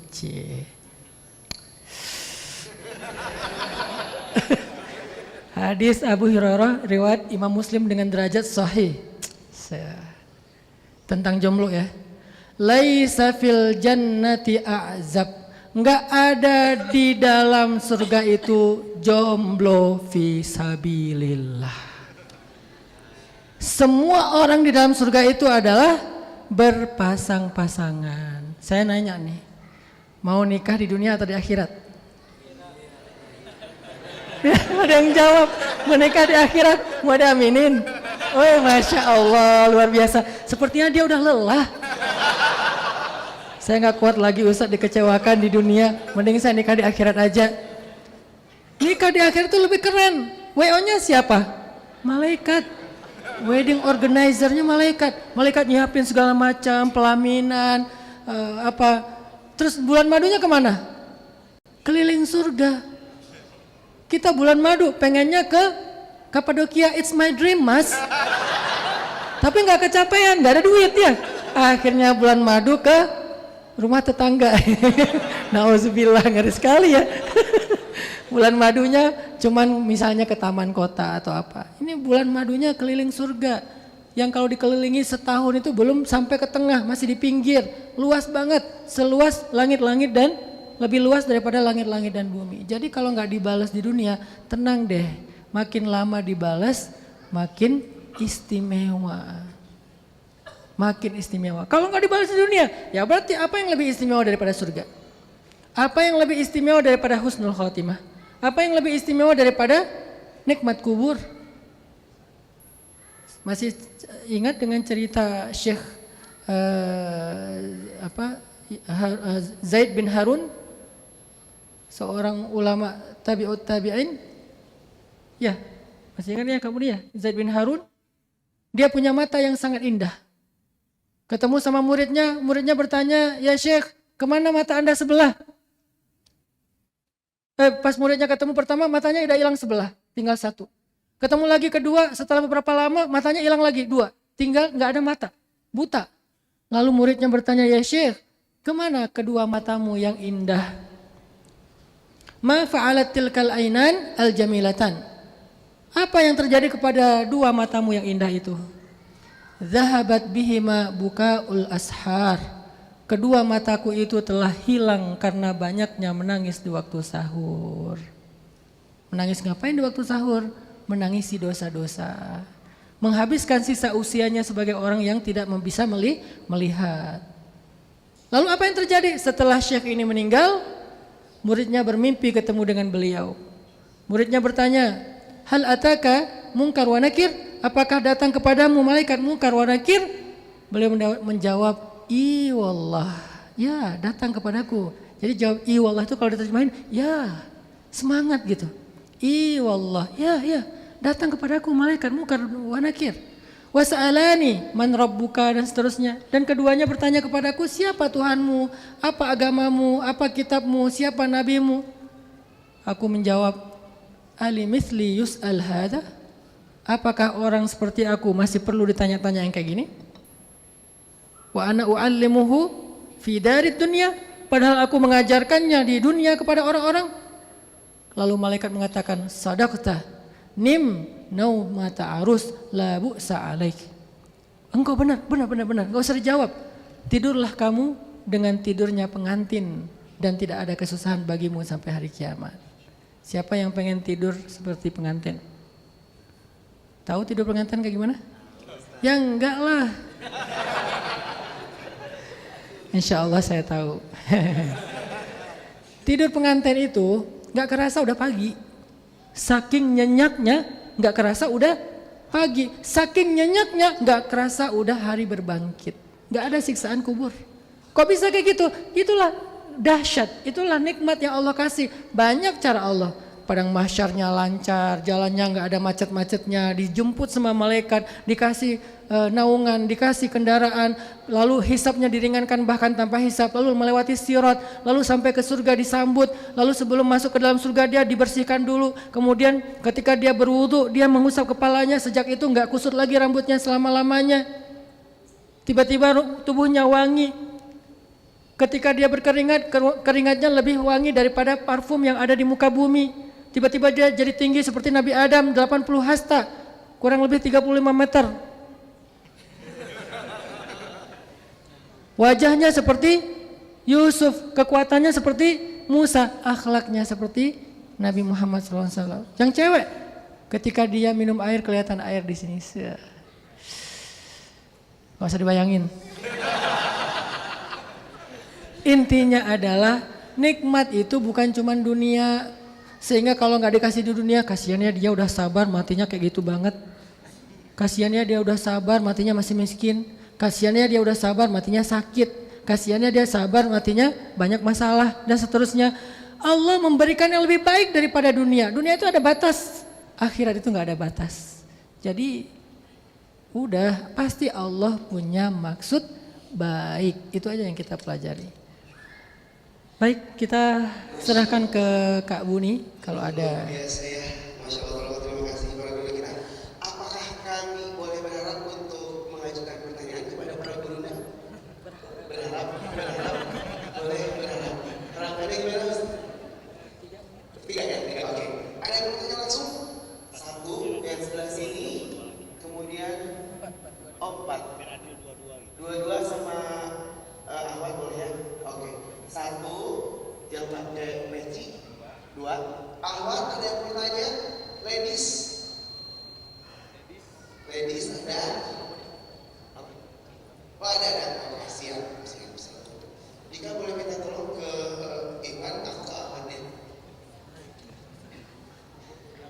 Yang awal dulu. Yang awal tadi mana? Yang bertanya, oke. Nama dan pertanyaan ya. Bismillah Ustaz, jazakumullah untuk ilmu yang telah disampaikan. Izin mengamalkan dan men-share kembali. Ustaz, kita kan kadang suka futur ya. Boleh nggak minta Futur apa itu? malas ibadah gitu ya. Ya. Pakai Biar nggak jadi roaming ya. Jadi futur itu kayak males ngapa-ngapain ya. Kak. malas beribadah gitu. Mau minta tipsnya Ustaz, kadang kita tuh udah tahu ilmunya, tapi kita tuh suka cenderung melakukannya lagi gitu. Boleh Ustaz minta tipsnya. Terima kasih. Boleh ditampung dulu. Satu lagi awat ya. Ustaz izin. Oh iya, boleh. Satu lagi. Harapan saya akhwat ya. Boleh, silakan berharap aja ya. Ada lagi satu lagi yang bertanya, akhwat ladies. Ada harapan yang di belakang. Aduh, masya Allah di belakang nih. Sabar. Untung udah dijelasin bab sabar tadi ya. Siapa tadi?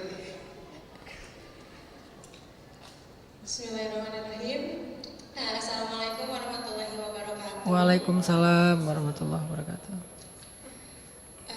Assalamualaikum Ustaz. Perkenalkan Waalaikumsalam. nama saya Ayu Wulandari. Saya berasal dari Bogor. Mbak Ayu. Iya. Baik. Dari Bogor. Jadi seperti ini pertanyaannya Ustaz. Tadi dari penjelasannya Ustaz menghimbau agar kita selalu berhusnuzon kepada Allah. Dan boleh tidak Ustaz, kita itu selalu berbaik sangka kepada Allah dan merasa tenang. Bahkan ketika ada musibah yang menimpa gitu seperti kejadian alam, kita cenderung merasa tenang karena masih berada di tengah-tengah banyaknya orang-orang yang solih. Jadi kita merasa aman dengan kondisi dan situasi masih banyaknya orang-orang yang beribadah seperti itu Ustaz. Jadi maksudnya bentar Mbak Ayu, kalau ada musibah kita tenang gitu ya. Iya gitu. Jadi pas ada banjir bandang kita tenang.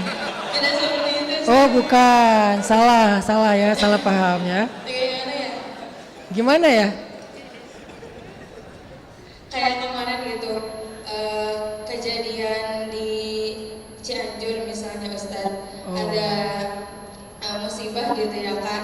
Tapi di daerah merasa tenang gitu bahwa mungkin di daerah sebagian lain masih banyaknya ulama, masih banyaknya orang-orang yang beribadah, tapi jadi merasa tenang gitu bahwa tidak akan tertimpa musibah seperti di daerah lain seperti itu Ustaz. Ya. Terima kasih. Sama-sama. Assalamualaikum warahmatullahi wabarakatuh. Waalaikumsalam warahmatullahi wabarakatuh. Jadi dia tenang karena ngerasa di tempat kita banyak orang soleh nih.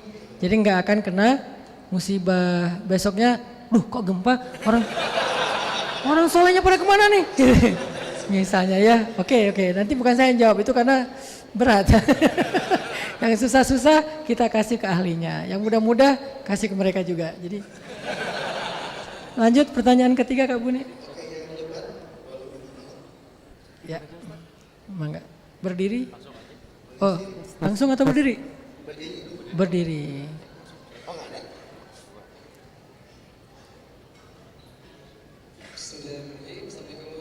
Waalaikumsalam warahmatullahi wabarakatuh.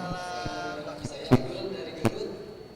Sebenarnya untuk pertanyaan udah terwakilkan sama si teteh yang pertama. Ngapain nanya? Oh, ada ya. Oh iya. Kirain kenapa udah terwakilkan masih nanya gitu kan? Hanya untuk mengatakan terima kasih ya gitu. Oh enggak ya, bercanda ya. Apa pertanyaannya? Oh nggak mau nanya. Oh. Keajaiban istighfar, keajaiban doa, sama keajaiban husnuzon kepada Allah. Oh ya. Saya dulu sering dengerin ceramah Ustaz di awalnya di YouTube gitu. Akun asli bukan? Akun asli nggak? Channel asli saya bukan? Oh luar biasa. Pokoknya biasa yang lewat di FJP itu didengerin. Oh ya. Setelah lama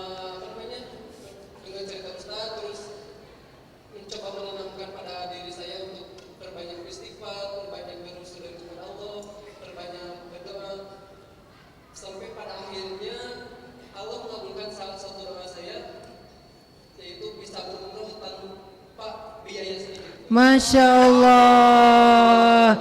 Tanpa biaya sedikit pun. Sampai kembali ke Indonesia pun saya tidak mengeluarkan biaya sedikit. Itu umroh asli. Ya siapa tahu gitu kan tidur. Hah, aku sudah umroh. Asli ya? Asli, Masya Allah, luar biasa, hebat, luar biasa. Saya berdoa tuh sore hari setelah sholat asar dan Allah jawab besok harinya setelah asar juga. Sehari aja, Masya Allah. Doanya bagi dong, gimana doanya? Nah, mau dicatat nih. Wafat. Astagfirullah. Wah, Allah wafatkan. Untung saya nggak catat. Ya Allah wafatkan.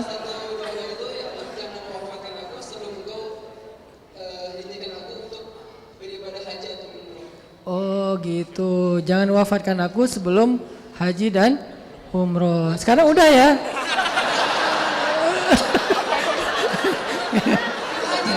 Iya iya iya. Belum haji ya. Ya Allah berikanlah rezeki haji kepada Furoda. Gak pakai duit juga? Masya Allah luar biasa. Oh Masya Allah.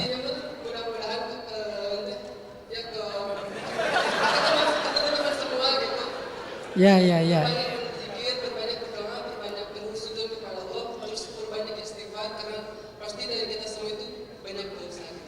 Betul betul.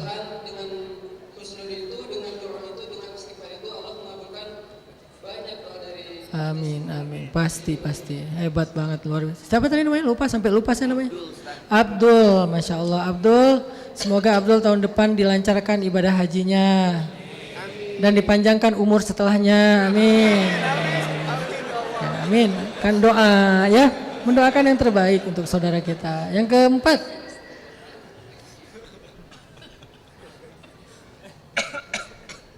Oh, ini jangan-jangan anggota lagi nih ya. Pecinya peci anggota. Assalamualaikum warahmatullahi wabarakatuh. Waalaikumsalam. Perkenalkan nama saya Heru Baharudin, asal saya dari Riau. Namanya siapa? Heru. Heru dari Riau ya. Yang ingin saya tanyakan Ustaz tentang STMJ. Sholat terus tapi maksiat tetap jalan. Tapi segala urusan masih banyak yang dipermudahkan oleh Allah. Apakah itu termasuk istighfar? Kayaknya tadi STMT deh. STMJ.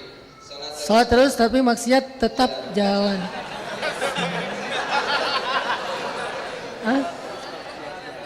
Sholat terus maksiat jalan ya. Kalau sholat terus maksiat tetap jalan STMTJ.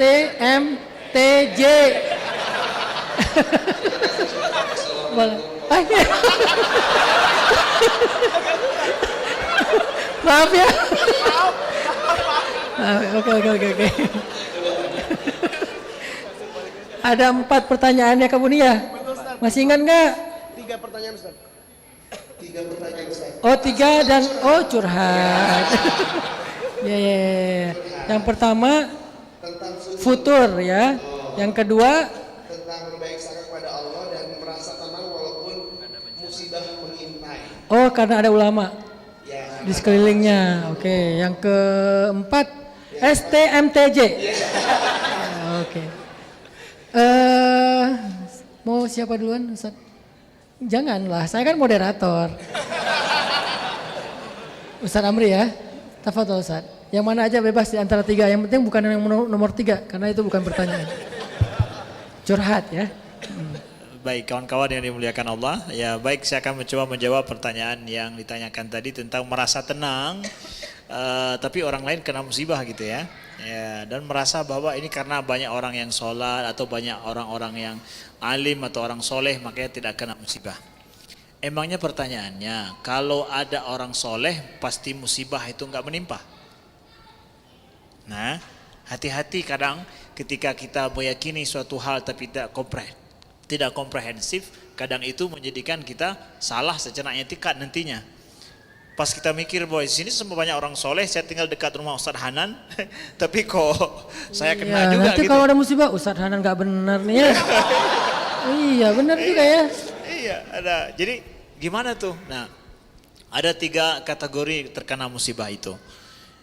Kata para ulama, yang pertama adalah orang yang suatu tempat kena musibah karena memang di situ orang berbuat jahat, maksiat. Yang kena orang yang berbuat maksiat itu semua kena. Ya. Kedua tempat, yang model yang kedua, maksiat terjadinya sebuah musibah di sebuah tempat, orang baiknya itu dipisah oleh Allah, yang jahatnya aja kena. Ya. Kemudian ini terjadi seperti terjadi dengan kejadian kaum Nabi Nuh, kaum Nabi Hud, kaum Nabi Lut, yang pengikutnya dipisahkan oleh Allah, yang kena hanya orang-orang yang berbuat maksiat, yang kafir. Kemudian ada juga musibah yang terjadi, orang baik kena musibah, yang jahat, yang kufur juga kena musibah, sama-sama kena. Sama-sama kena. Dan itu ditanyakan oleh Sayyidah Aisyah, "Ya Rasulullah, anahlak wa fina salihun?" Ya Rasulullah, mungkinkah kita ini binasa, tertimpa musibah, sedangkan bersama dengan kita ada orang-orang soleh? Kata Nabi, ya, idza kathural khabas, kalau seandainya kejahatan, keburukan sudah merajalela, walaupun ada orang baik sekalipun di situ, orang soleh sekalipun di situ, kena semuanya. Waduh, jadi adanya orang soleh itu nggak bisa menyelamatkan kita? Enggak juga, nggak selalu demikian. Polanya itu nggak selalu demikian. Kalau banyak kejahatan di tempat itu, bisa kena semuanya, sama-sama kena. Summa tu yub'asuna ala a'malihim, kata Nabi. Mereka kena semua, tapi nanti ya mereka akan dibangkitkan sesuai dengan niat atau amalan mereka. Ini aja beda nanti. Kena semua tuh, tertimpa semua kena. Ya, yang jahat, yang berbuat baik sama kena. Tapi ketika dibangkitkan oleh Allah, yang baik ini meninggal, tapi meninggal diridhoi oleh Allah, dibangkitkan sesuai dengan niatnya dan amalannya. Ini aja nanti beda. Dibedakan kok sama Allah. Nah, begitu. Jadi begini pemahaman kita, harus komprehensif kita pahami sehingga tidak menyalahi. Kalau enggak sesuai dengan persepsi kita, kita buruk sangka nanti sama Allah. Hadza wallahu a'lam. Masya Allah, jadi lebih komprehensif ya, lebih menyeluruh ya. Walaupun kita berbaik sangka kepada orang salih, kehadiran mereka itu menjadi sebuah wasilah kebaikan, tetapi juga ada angle-angle lain yang perlu kita sempurnain. Jangan menyimpulkan sesuatu secara parsial. Supaya lebih komprehensif, bertanya dan belajar kepada ulama. Nah, ini dilanjutkan oleh Ustadz Abu Huzaifah. Mangga Ustadz mau memilih STMTJ atau memilih futur? Enggak.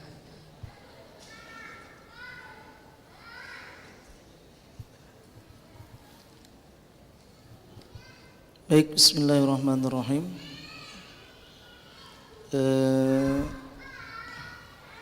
Terkait dengan futur, nanti mungkin bisa disempurnakan oleh Ustadz Hanan. Ini sebenarnya beliau yang layak untuk menjawab ini. Karena ini sangat erat hubungannya dengan motivasi dalam hidup. Jadi kalau ditanya masalah futur itu, memang itu satu hal yang sangat berat, dan kita sebagai manusia harus menyadari bahwasannya kita ini manusia. Manusia itu berada di tengah-tengah antara, mohon maaf, hewan dan malaikat. Ya kan, hewan dan malaikat.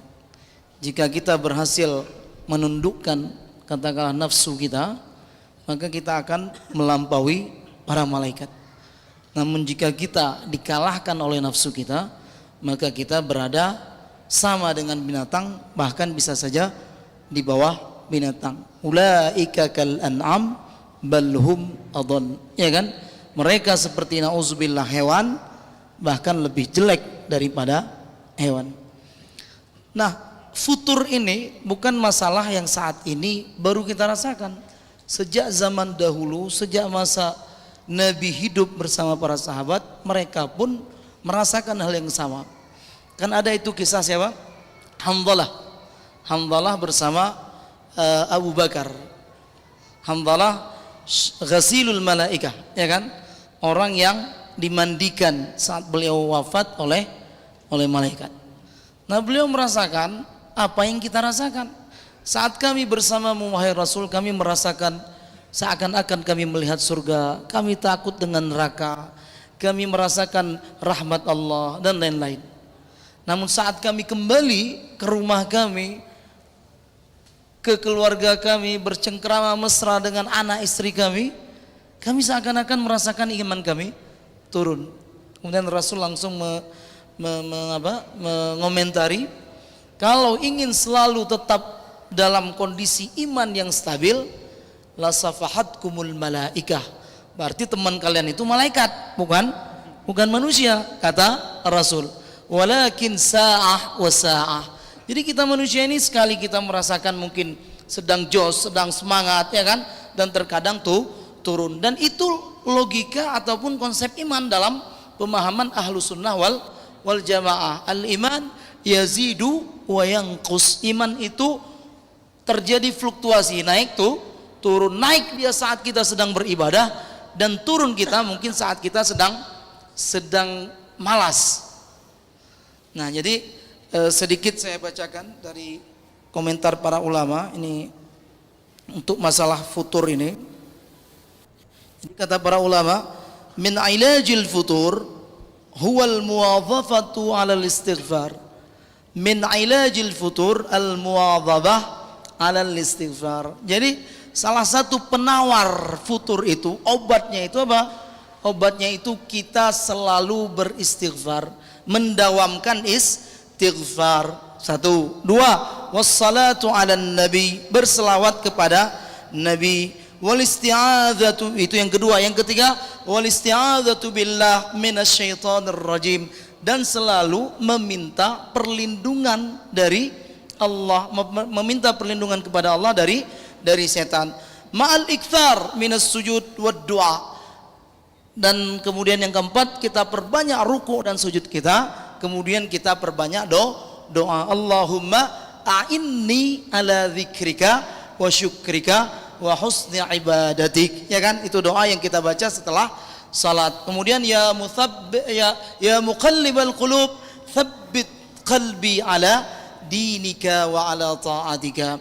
Jadi kita perbanyak istighfar, kita perbanyak selawat Nabi, kita perbanyak sujud dan rukuk kita perbanyak doa. Insyaallah mudah-mudahan saat kita futur, kita akan bisa cepat kembali kepada semangat awal kita dalam beribadah kepada Allah Subhanahu wa taala. Jazakumullah khair. Masya Allah, saya ketinggalan satu pertanyaan yang keempat, yaitu pertanyaan dari Bang Heru ya, STMJ. Boleh ditambah T, boleh juga. Gimana nih kalau misalnya kita sholat rajin, bahkan ke masjid, bahkan kadang-kadang ditambah dengan qobliyah, ba'diyah, sholat sunnah dan seterusnya. Tapi ada maksiat yang kita nggak bisa ninggalin, masih kita lakuin juga. Gimana dong? Az-Zumar 53. Qul ya ibadiyalladzina asrafu ala anfusihim. Allah manggil kita yang ngerasa STMJ nih. Ya Allah, dosa saya banyak banget, kayaknya gak ada gunanya saya sholat. Tuh apa saya sholat, dosa masih jalan. Tuh apa saya zikir, dosa masih banyak. Untuk apa saya baca Quran, apalagi ngafal Quran, saya gak bisa ninggalin maksiat. Gimana dong, saya udah terlalu melampaui batas. Allah panggil dengan panggilan yang lembut. Allah gak bilang, wahai orang-orang yang muznib, wahai orang-orang yang asi, wahai orang-orang yang rendah. Tapi Allah panggil, Qul ya ibadi, wahai hamba-hambaku. Allah mengakui kita sebagai hamba, padahal kita gak pernah menghamba. Karena hamba itu kan harusnya patuh kan? Kita gak patuh sama Allah, gak patuh masih dipanggil hamba. Bukan pengkhianat, bukan ahli dosa. Ya ibadi, kata Allah, wahai hamba-hambaku, alladzina asrafu ala anfusihim, yang siang malamnya melakukan dosa, yang setiap hari bahkan dah berpuluh-puluh tahun melakukan dosa, yang gak ada satu dosa pun yang tidak dia lakukan. Asrafu, udah lebih daripada normalnya. Apa kata Allah? La taqnatu min rahmatillah. Jangan putus asa dari rahmat Allah. Ya Allah, tapi saya masih ya Allah, saya sholat tapi masih banyak dosa. Jangan putus asa. Ya Allah, saya sholat tapi masih riba. Jangan putus asa. Ya Allah, saya sholat tapi masih zina. Nauzubillah. Jangan putus asa. Ya Allah, saya sholat tapi masih minum. Jangan putus asa. Apanya yang jangan putus asa? Jangan putus asa untuk terus meminta ampun kepada Allah, belajar bertaubat, menjaga yang sudah baik. Jangan putus asa. Karena merasa nggak pantas, merasa sia-sia, itu keputusasaan. Kayaknya sia-sia aja salat saya nih karena banyak dosa. Itu keputusasaan. Allah itu ghafurun. Ghafur itu kata ulama artinya yang mengampuni dosa-dosa besar. Ghaffarun. Ghaffar itu kata ulama artinya yang mengampuni dosa berulang kali. Dosa lagi, minta maaf, diampuni. Dosa lagi, minta maaf, diampuni lagi. Dosa lagi, minta maaf, diampuni lagi. Walaupun Allah Maha tahu bahwa kita akan bermaksiat lagi, Allah ngampuni. Coba kurang baik apa Allah? Allah tahu loh kita akan bermaksiat lagi, karena kan nggak mungkin Allah nggak tahu. Yang lalu, yang sekarang, yang masa depan kan? Allah tahu nih besok kita akan bermaksiat. Malam ini kita bilang, ya Allah ampunkan dosa saya bertaubat. Allah tahu banget dan pasti sesuai dengan ilmu Allah. Besok kita akan bermaksiat, Allah ampuni malam ini, coba bayangin. Kenapa berputus asa meminta ampun? Padahal Allah aja tidak pernah berputus asa mengampuni. Mengampuni gak pernah putus asa. Kita yang minta ampun putus asa, gak pantas. Jadi bukan berarti ibadahnya sia-sia, gak sah gara-gara dia bermaksiat, berbuat dosa. Tetapi yang harus dia lakukan tetap berbaik sangka bahwa Allah itu selalu membuka pintu taubat, rahmat, pasti nolongin dia kalau dia ingin memperbaiki diri. Terus saja berusaha. Dosa lagi, taubat lagi, dosa lagi, taubat lagi. Bukan taubat yang niat untuk berbuat dosa, bukan ya. Taubat niat untuk berhenti, tapi lemah, dosa lagi. Taubat lagi, pengen berhenti ya Allah, lemah, dosa lagi, pengen berhenti ya Allah. Terus aja gitu. Allah gak pernah berhenti, ya udah aku maafin. Dosa lagi, ya udah aku maafin.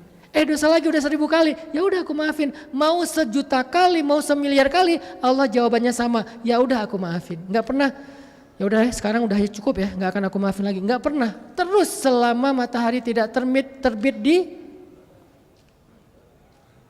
yang flat earth,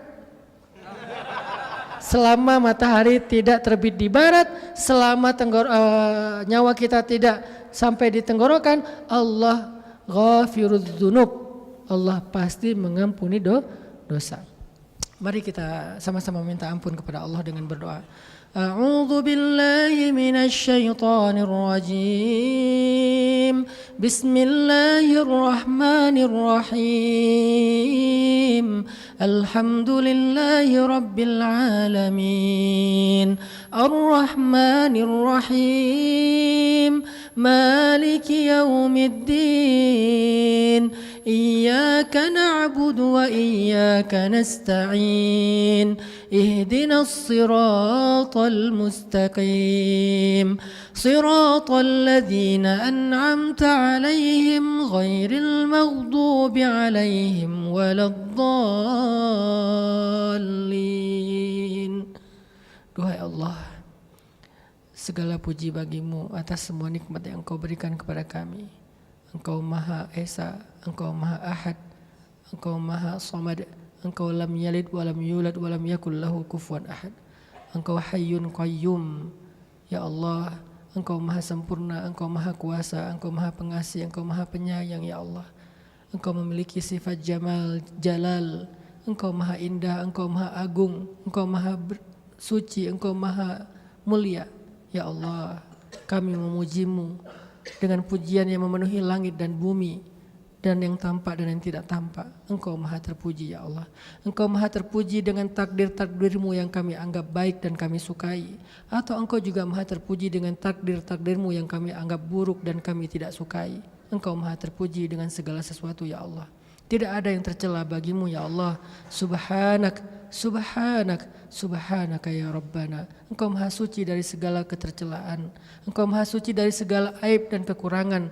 Engkau terpuji dari segala penjuru. Engkau terpuji dari segala arah. baik arah yang kami ngerti ataupun arah yang kami tidak mengerti. Ya Allah, maafkan kami ya Allah. Kadang kami tidak mampu menyempurnakan pujian kepadamu karena Engkau lebih terpuji dari pujian-pujian kami ya Allah. Ya Allah, sampaikanlah salawat dan salam kepada kekasih kami, kekasih Engkau, Nabi kami, utusanmu, Nabi Muhammad sallallahu alaihi wasallam. Ya Allah, ampunkan dosa-dosa kami ya Allah.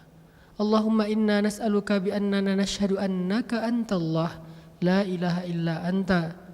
Ya Allah, kami memohon kepadamu bahwasanya kami bersaksi tidak ada ilah yang patut disembah selain Engkau ya Allah. Engkau Ar-Rahman, farhamna ya Rahman. Engkau Ar-Rahim, irhamna ya Rahim. Engkau Ar-Razzaq, urzuq lana rizqan wasi'an halalan tayyiba. Engkau Al-Wahhab, hab lana min ladunka dzurriyyatan thayyibah. Hab lana min azwajina wa dzurriyyatina qurrata a'yun. Ya Allah, kami memohon kepada Engkau dengan kami bersaksi tiada Tuhan yang patut disembah selain Engkau. Engkau yang maha baik, maka berikanlah kepada kami kebaikan-kebaikan dari hidup kami. Ya Allah, kadang Engkau menunjukkan dalam hidup kami kemampuan-Mu, kekuasaan-Mu, maka tunjukkan juga kepada kami rahmat-Mu. Allahumma qad araitana qudratak fa'arina rahmatak. Allahumma ya hayyu ya qayyum, ya hayyu ya qayyum, ya hayyu ya qayyum, birahmatika nastaghis. Irhamna ya Rahman, irhamna ya Rahim, irhamna ya wasi'ar rahmah. Ighfir lana ya Ghaffar ya Ghafur, ighfir lana wali walidayna warhamhuma kama rabbayana shighara. Ya Allah, jadikanlah apa yang kami dengar malam ini sebagai ilmu, sebagai fikhu, sebagai fahmu, sebagai rusydu, sebagai hikmah di dalam hati kami dan kehidupan kami ya Allah. Jangan biarkan apa yang kami dengar hanya sekedar wawasan, apalagi jadi bahan perdebatan. Ya Allah, bimbing kami, bimbing hati kami, bimbing pikiran kami untuk selalu meyakini kebenaran dan kesempurnaan-Mu, kebaikan-Mu, walaupun terkadang kami tidak mengerti. Ya Allah, jangan biarkan kebodohan membuat kami salah sangka kepadamu. Jangan biarkan kebodohan membuat kami benci kepadamu. Jangan biarkan kebodohan membuat kami berburuk sangka kepadamu. Jangan biarkan kebodohan membuat kami ragu kepadamu. Jangan biarkan kebodohan membuat kami berputus asa kepadamu. Rabbana atina fid dunya hasanah wa fil akhirati hasanah wa qina adzabannar wa adkhilnal jannata ma'al abrar ya aziz ya ghaffar ya rabbal alamin. Barakallahu fikum. Wassalamualaikum warahmatullahi wabarakatuh.